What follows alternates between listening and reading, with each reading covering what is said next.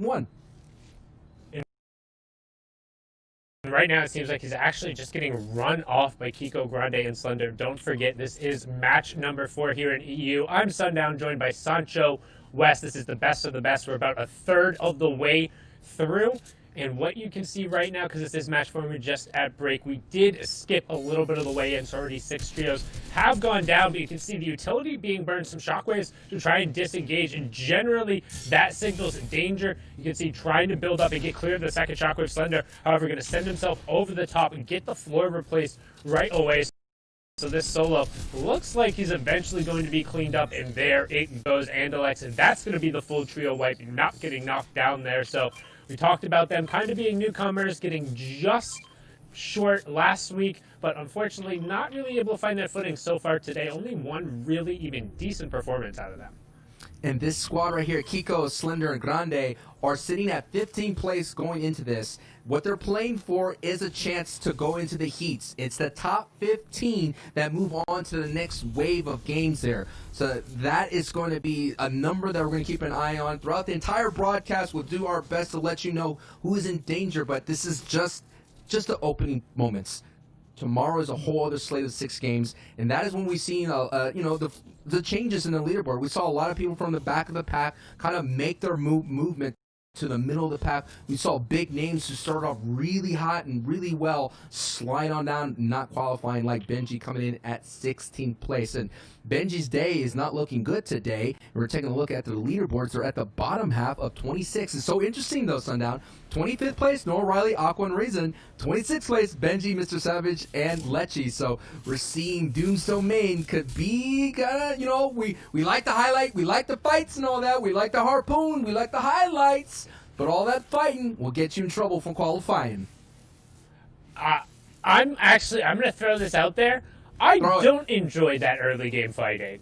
Only because, yes, we see the early game fight, and it's cool, but we've seen that how many times out of them, and because of that early game fight, effectively, we don't get either of those 6 players in the end game on a consistent basis, and I think those 6 players are some of the most exciting players to watch, especially if you're not named Tayson, Mitro, or Mongrel. Basically, if you're not on that trio, the individual efforts, and maybe add Thomas HG into that conversation based off of how he played last week, but if you're not in that trio, kind of the other best 6 individually mechanic players are all coming out of Dooms, but if they're all wrapped up there and not getting outside of the fight, they're not making it into endgame, and we don't get to see kind of that super awesome stuff. So while the initial boxing fight is fun, I would much rather see them get a concerted game plan, get together, and get your teams into the exciting part of the game, in my eyes. And this is an exciting trio in 3rd place right now, having some great games so far, with 5 elim average coming in a top 6 average. And that consistency, as Reese was talking about, is going to be so huge going forward. And now we're having some nice eyes down going into that, and we of course going to do our best to keep it track. We'll give you some replays and see what's happening. And let's take a look what happened over there at Doomstone Main to see how Benji did. You kind of mentioned it, those early fights, not something you may like, but I got a taste. Let's get a taste of that, what's going down over there. Yeah, we're going to see it here just in a bit. As we pop on over is Noah, Aqua, and you can see Raison back on the side. You can see already probably a little bit more of a concerted effort here from them. You can see a little bit closer at a shockwave right away, and this is what we talked about them having to do, is to close in on these fights right away in a 2v1. But then what ends up happening, now it's a 3v2, and Lecce, I don't think, is holding any of those shockwaves over on the side. So if Aqua and Co are able to close out this fight off of the start before Lecce can effectively add support, it is a 3v2. However, you can see that Savage and Benji are doing a better job of kind of isolating out these individual 1v2s and really not giving them a chance to kind of lock down.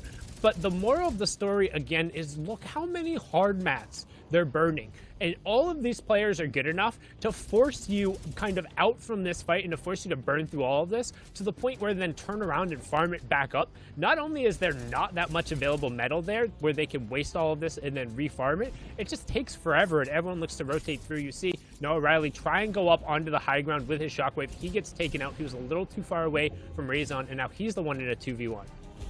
And I have to point this out. Noah Riley, Aqua, and Raison are already qualified. They're already in. This is just practice for them at this point, and they're practicing when a big factor that Benji didn't qualify. So all this stuff these are great reps for Aqua Reason and Noah Riley to see what they could do, maybe they could experiment a little, they could go in the lab, they could figure out how Lecce and Benji are going to react to this, because everyone's expecting this matchup to be at the end of the month, Sundown.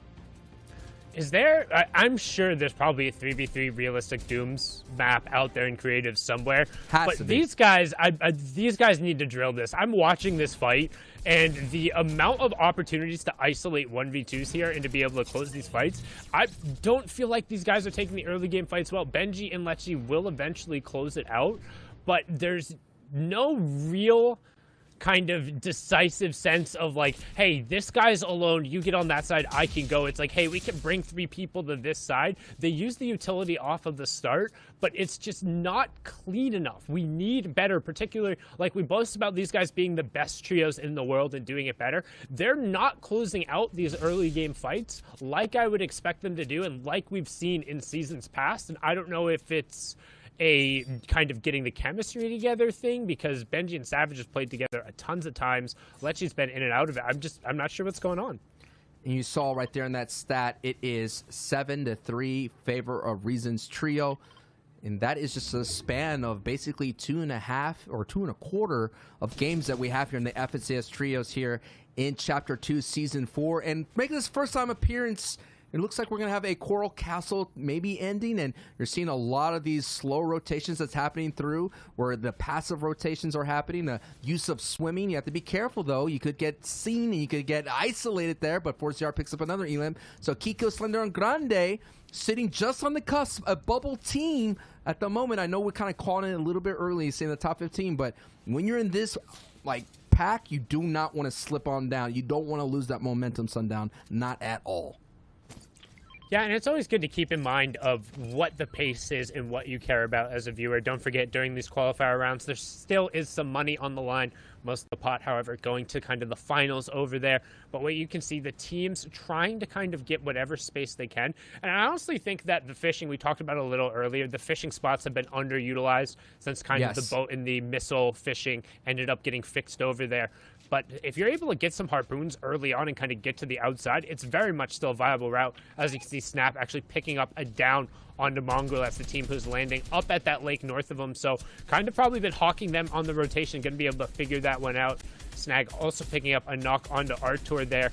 Heatsy returning the favor, and Rotary and Stormy right. Kiriachi doing a good job. Quick little exercise in gatekeeping as they're going to turn around. Boyer getting the conversion onto Cammy, making his first final appearance here of the season so far. And then you're seeing the zone is